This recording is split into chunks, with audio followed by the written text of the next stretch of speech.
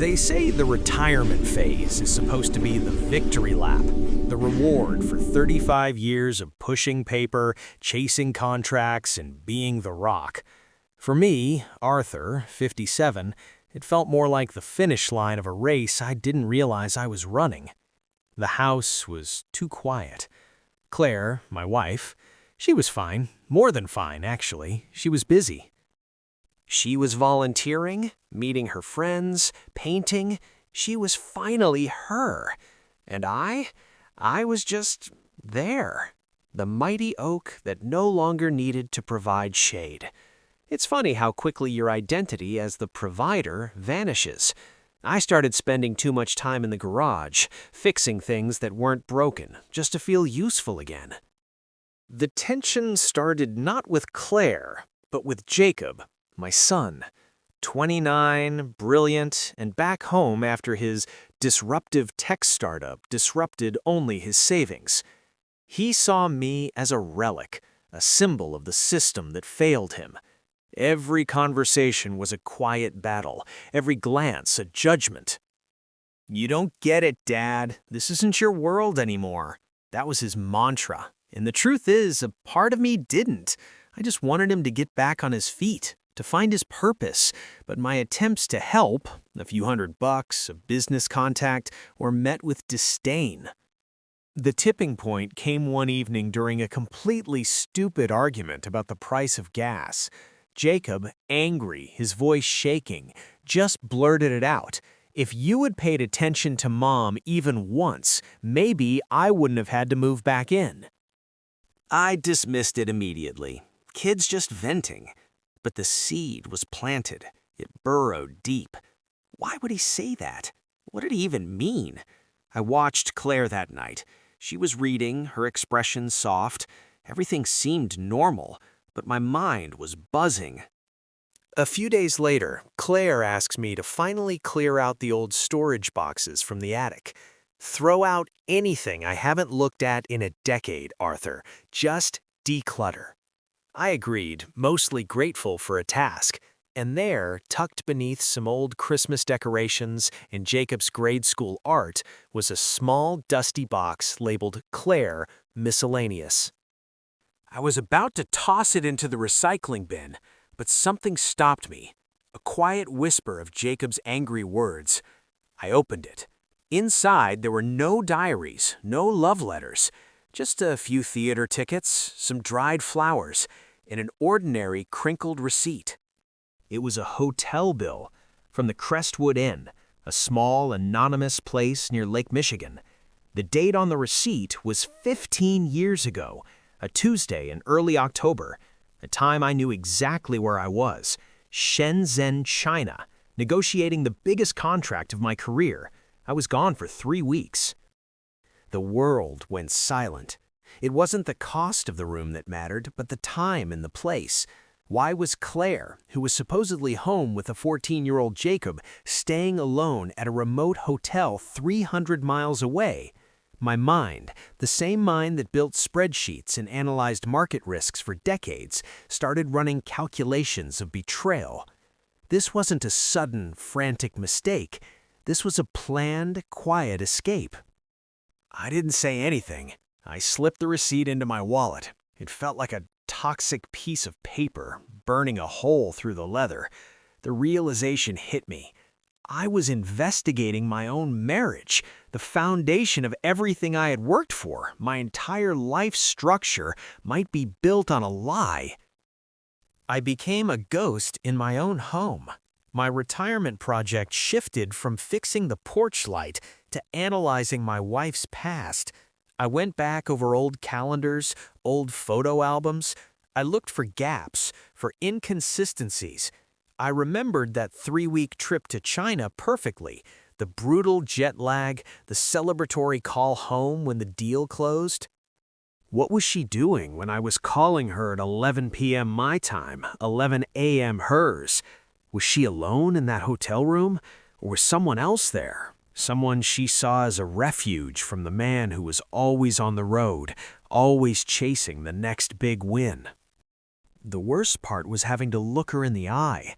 Claire would ask me about my day, the yard work, the news, and I would answer, my heart pounding, feeling like a hypocrite. We'd built 40 years of history, and I couldn't bring myself to ask about one single day. The fear wasn't finding out she had cheated.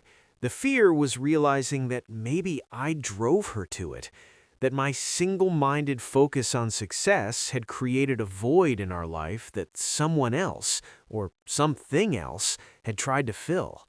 That realization was more painful than any infidelity. And then there was Jacob. He watched me with suspicion. The tension between Claire and me was palpable, a thick, unspoken wall. Jacob attributed my moodiness to my failure to adapt to retirement. "You should have retired 5 years ago, Dad," he snapped one morning. "You missed everything." Everything. That word echoed. Did I miss everything? Did I miss the sign that my wife was unhappy enough to seek comfort elsewhere? I tried talking to him. "Jacob, I know you're struggling, but your mother and I—" He cut me off. "Don't bring Mom into this. She's the only stable thing in this house. You're the one going through a crisis." He was right. I was going through a crisis, but it wasn't about retirement. It was about the man I thought I was, the marriage I thought I had, in the family I thought I protected. I started staying late in the garage just so I wouldn't have to face them. The garage was my bunker, my temporary truth. I needed to know the truth about that hotel stay. But how? An anonymous call? Hiring a PI? No, that would destroy everything, even if the answer was harmless. I needed an opening, a moment of shared vulnerability that didn't involve me acting like a detective. The longer I waited, the heavier the silence became. The hotel receipt became my obsession. I started driving, just driving, to the grocery store, to the gas station, and then further. I found myself sitting in my car looking at the road signs for Lake Michigan. I had to see the Crestwood Inn. The trip took me 5 hours. I told Claire I was going to see an old colleague about a consulting gig. She barely looked up from her book. That hurt more than any fight. She was content, and her contentment felt like proof of my obsolescence. The Crestwood Inn was exactly what I expected. A quaint, slightly worn, but respectable place, not a lover's hideout.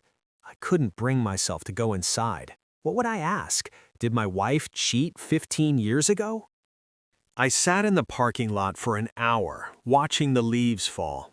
And then I understood. The hotel wasn't the problem. The year, the whole period was the problem. It was the height of my travel, my self-importance. I was a phantom in my own marriage. I drove back home, defeated, but with a new clarity. I realized I had to stop running from the question and start running towards my wife. The secrets weren't just hers. The distance was mine. But the next confrontation came from an unexpected source, Jacob. I was late getting back, and he met me at the door, furious. "Where were you, Dad? Mom was worried sick. You just disappear? You're treating her like she doesn't matter." His anger was pure protective love, and it broke me. "Jacob, you have no idea what's going on," I said, my voice barely a whisper. "I know enough. I know you haven't really looked at her since you retired. You're treating this house like a prison." I couldn't hold it in anymore.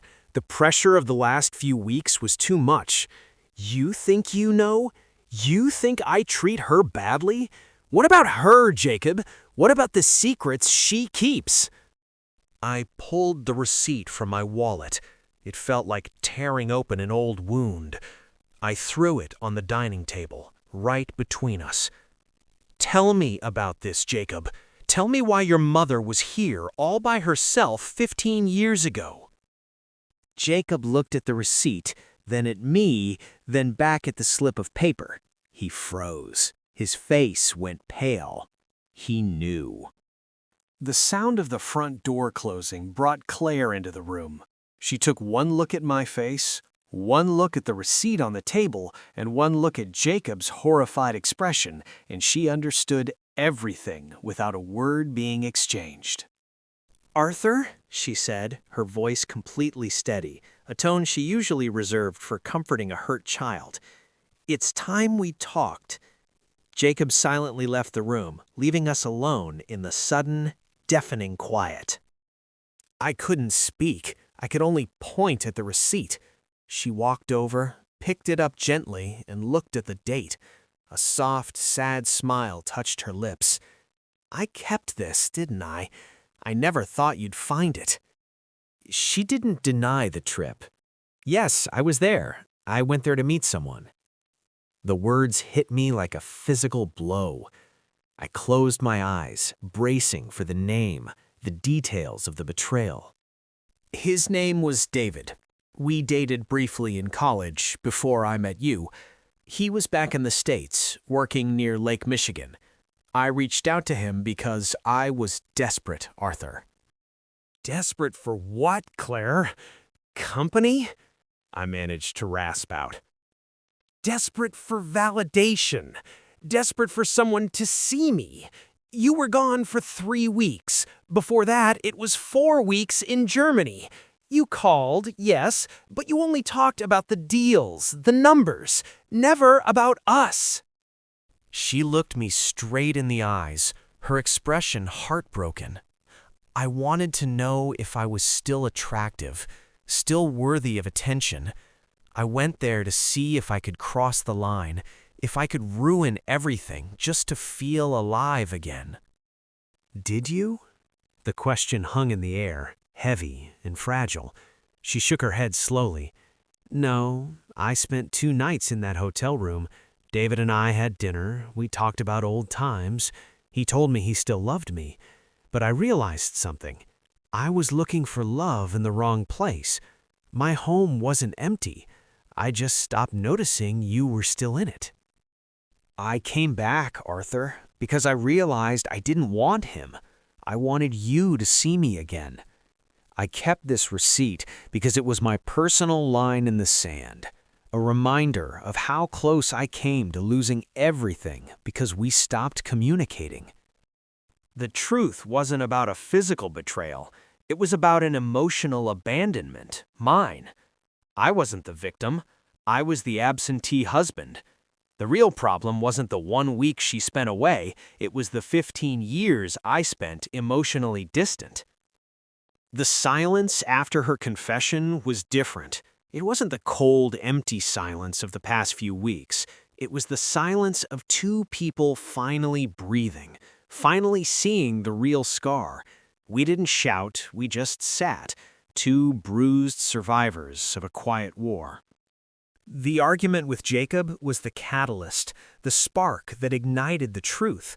When I finally talked to him later that night, I didn't defend myself. I just told him the truth.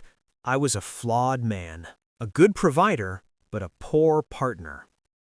Seeing my vulnerability, Jacob dropped his armor. He admitted he was scared too. Scared of failing, scared of becoming the unseen man like he thought I was. We connected, not as father and son, but as 2 men struggling with their own worth. Claire and I are rebuilding.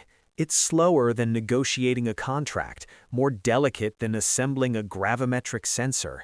It starts with small things, holding hands while watching TV, asking a real question about her day, and actually listening to the answer. The retirement phase isn't the victory lap, it's the second chance. The late September of my life isn't about winding down. It's about finally facing the sun. The key takeaway from this journey, men, is simple. Emotional transparency is the true currency of a long-term marriage. Don't wait for a suspicious receipt or an angry son to force the conversation. Talk. Talk now. I put my cards on the table. Now I want to hear from you. If you were Arthur, finding that receipt after all those years, knowing you were absent but never physically betrayed, how would you have handled that first conversation with Claire? Let me know your advice in the comments below. This story, this channel, is about the real, messy parts of life after 50. If this journey resonated with your own experiences, or if you appreciate the hard-won wisdom, do me a favor. Hit that like button. It tells YouTube that these kinds of conversations about life, marriage, and family matter to men like us. And don't forget to subscribe to the channel and ring the notification bell. Let's keep these honest, life-changing discussions going. I'll see you in the next one.